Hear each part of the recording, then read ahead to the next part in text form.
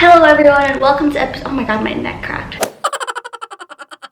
Hello everyone, welcome to the first episode of my new series titled Literally Broken 𝒷𝓊𝓈𝓈. If you're new to my channel, hi, I'm Rachel, nice to meet you. I got into a really bad car accident at the end of 2018 and broke not one, but both my legs, and I lost my ability to walk basically. But since then I've been determined to heal, and I share videos about my recovery journey on my channel. If you don't already know, this new series is me opening up a bit deeper about the mental journey that I've been on and what I've learned from it. So the topic of this first episode is learning to cope with pain and anger. I by no means am saying that I have all the answers to this, because trust me, I am still struggling with it daily. But I have come a long way since the start of those feelings, and I want to share that with you. And I hope by doing this, we can sort of start a discussion where you can offer your take on the topic and leave it in the comment section below.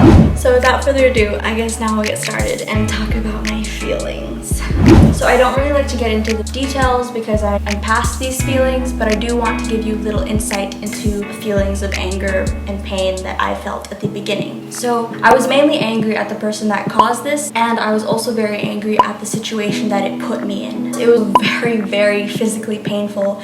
That was the worst physical pain I have ever felt in my entire life. I hope I never have to feel it again, and I hope no one I know or love will ever have to feel that. But it was also mentally painful for me to accept that this happened, because for the first few days and week, I think, I was just in that hospital bed completely in denial. I was like, there's no way I broke both my legs, like there's no way I won't be able to walk for 6 or more months, because that would mean the life I had planned and was so looking forward to for 2019 basically wasn't going to happen. Instead, I was at a hospital or at home, taking up space and having a complete stranger change my diaper. Like, I was literally only supposed to be in Jakarta for 3 weeks, and now I'm supposed to be here for another 6 months while everyone else gets to live their best life. Like, I don't like uncertainty. I don't like it when my plans don't follow through. So I was just in so much denial, and that was very painful for me to mentally deal with. I get a lot of comments asking why I seem so positive and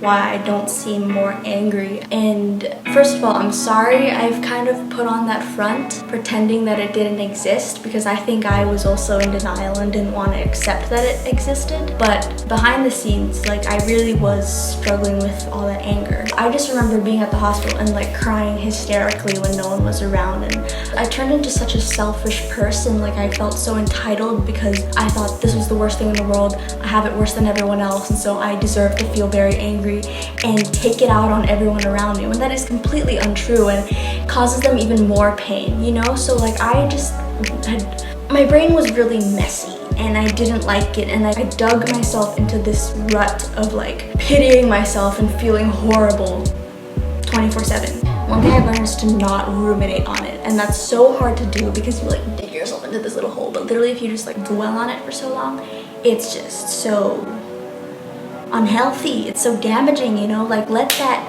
go, be better, like step up, grow from it, you know? Like, looking back now, I see that I really let my anger control me, and that's not good, because being angry, feeling angry is completely natural. It's a natural human feeling.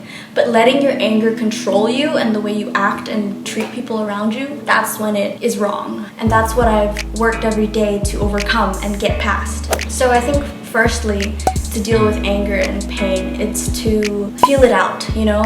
Feel the anger, feel the pain, because I think it does more harm if you pretend that those feelings aren't there and you push it away. At least that's what I've learned. And a way to do this is to talk to someone about it. I'm so blessed to have had family, friends, and like pastors come talk to me about this, and they'd sort of like help me put things into perspective. And then another thing is to don't let the sun go down while you're still angry. And I guess that can be taken literally, but also when I'm feeling angry, I try to stop myself, and yeah, just sitting there and thinking of all the blessings I have in my life and about the positives in my life, because that like relieves the tension in my brain again.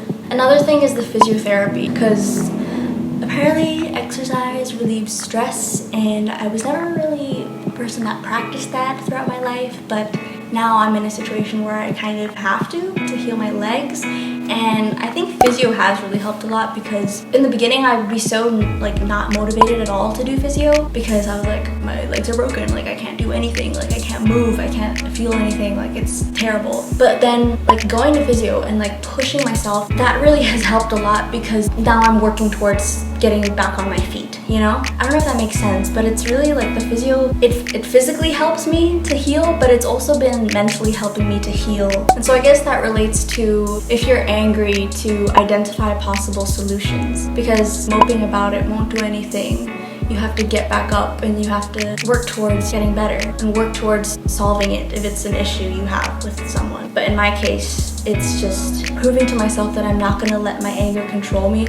I'm not gonna let this disability like control me as well, but I am going to work hard to get past it. So that's sort of what I've been doing. Where I'm at now, I pray a lot more. In the beginning, I was really angry at God, and I think when you're like angry at God, it makes it harder to see miracles that He does in your life. And by praying, I just mean praying about everything. Like, pray for the person that caused this. Like, I pray so that they're okay, pray so that they're not dealing with trauma. I pray so that they find peace with what has happened and learn from it. And I also pray for myself. I pray that my heart will be softened, that I can learn to forgive and overcome all this, as well as thanking God for all the blessings in my life, to replace the thoughts of anger.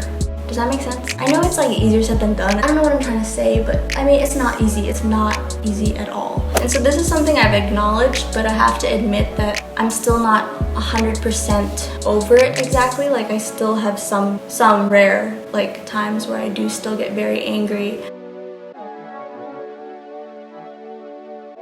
It was very painful to me watching other people in pain because they were watching me in pain, if that makes sense. Like, this situation that happened to me not only hurt me, but everyone around me. And seeing them go through the pain of almost literally losing me is unbearable. But I really am working to overcome it fully, because it's not a good place to be in.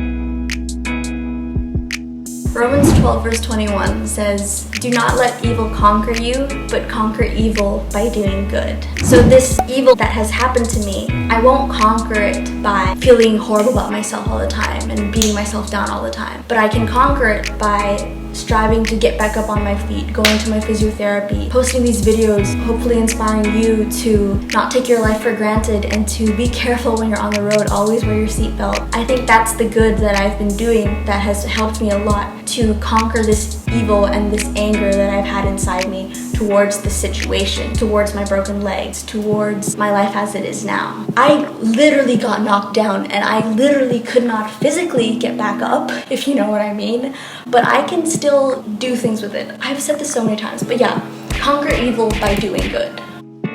So as you can see, like, I have learned a lot from this, and I'm definitely in a much better mindset than I was before because of these things that I've told you about. But I still hope to keep growing, of course. Like, I'm at peace with the situation now, but I am not 100% at peace with the person. But I think it takes time, and forgiveness doesn't happen overnight, and I'm definitely working on it.